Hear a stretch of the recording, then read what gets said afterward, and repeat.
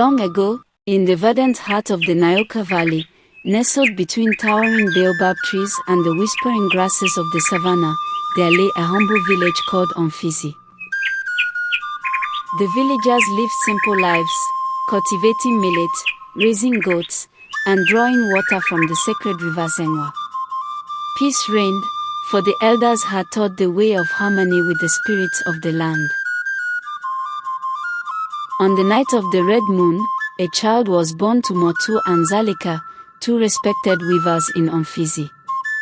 The air was thick with the smell of burning incense and the chant of the village seeress, Mokonda. She had foretold that this child, born beneath the red moon and cradled by the winds, would one day rise to greatness or fall to ruin. They named him Boku. From his earliest days, Boku showed signs of being more than ordinary. As a toddler, he could mimic bird calls so well that even the eagles turned their heads. By age 6, he could outrun boys twice his age and wrestle the village goats into submission for fun. But what stood out most was his heart, brave, stubborn, and unyielding. He would leap into danger without thought, whether to rescue a trapped bird or defend a smaller child from bullies. When Boku was 12, Mokonda took him aside and painted a mark upon his forehead with ash and ochre. "You are destined, child," she whispered. "But remember, strength without wisdom is the spear that cuts its own bearer." Boku did not understand then. He only felt pride swell in his chest. As the years passed, Boku grew into a tall, strong youth with eyes like polished onyx, deep and unreadable. The village elders saw promise in him and began teaching him the ancient art of hunting, tracking, and the sacred dance of war.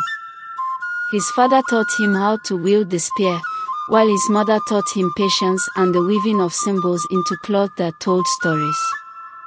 Boku's reputation spread beyond Omphisi. Tales came from neighboring villages of a warrior with the courage of a lion and the speed of the cheetah. Yet, his pride was as large as his strength, and often he ignored the counsel of the elders. One dry season, a shadow crept over the land. The feared warlord, Jega the Ruthless, descended upon the valley with his band of marauders. They burned crops, stole livestock, and brought terror. The villagers looked to Boku to defend them. Boku answered with a roar, gathering the young men and women, training them day and night. He devised clever traps in the forest, learned the patterns of the enemy's movements, and struck back with fury. Soon, Jega's raiders were wounded and scattered like startled gazelles. The villagers hailed Boku as their savior. His name became a chant on the wind, whispered in reverence and hope. But with fame came temptation. Boku's heart swelled with pride. He began to see himself not just as protector but as a ruler destined to unite all the villages under his banner. One evening, Mokonda approached him by the firelight.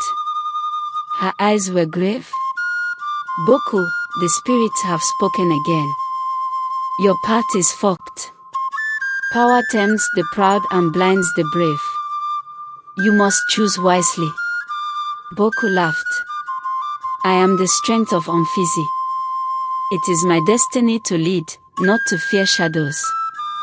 Yet, as he spoke, a chill ran down his spine, for deep in the forest, the wind carried a whisper, "Beware the rise that precedes the fall." Emboldened by victory over Jega, Boku declared himself chief of Omphisi. He sent emissaries to neighboring villages, calling them to join under his banner, promising protection and prosperity. Many came, inspired by his courage and vision. The once humble village grew into a thriving town. Boku's spear was raised high, symbolizing unity and strength.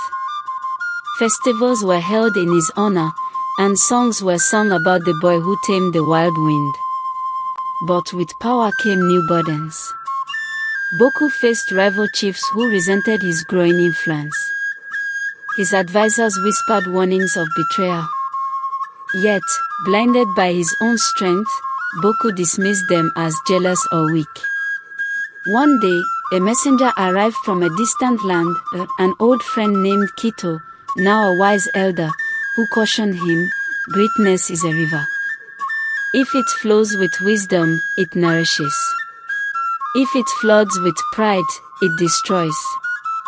Boku thanked Kito but ignored his words, believing he had learned all he needed from battle and triumph. As Boku's reign grew, cracks appeared beneath the shining surface. The people who once cheered began to murmur. Some elders felt forgotten, some warriors grew restless, craving glory for themselves. Boku's wife, Nia, spoke softly one evening, "My love, you must listen more. A ruler is not a lone spear, but many weaving threads." Boku, however, was consumed by visions of conquest. He sent armies beyond the valley, seeking to expand his realm. Battles grew fiercer, and blood stained the soil. In one such battle, Boku's closest friend, Jumo, was struck down. Grief twisted Boku's heart into anger and vengeance. He ordered harsh punishment on those he suspected of disloyalty. The village that once stood united began to fracture. The spirits of Nyoka Valley grew restless. The sacred river Sengwa, once clear and life-giving, began to murmur warnings through the rustling reeds. The elders saw omens, birds flying backward, the baobab trees shedding leaves out of season. Makonda sought out Boku beneath the ancient fig tree, her voice heavy with sorrow. "Boku, you have forgotten the balance. Your spear strikes too fiercely, and the land weeps." But Boku's eyes burned with stubborn fire. "I am the shield of my people. To falter now is to invite ruin." The villagers whispered of curses and shadows haunting the warrior king. Crops failed, and strange illnesses spread. Some believed the spirits had turned their backs on Boku's pride. One night, Boku dreamt of a great serpent coiled around his heart, squeezing tighter with every act of anger.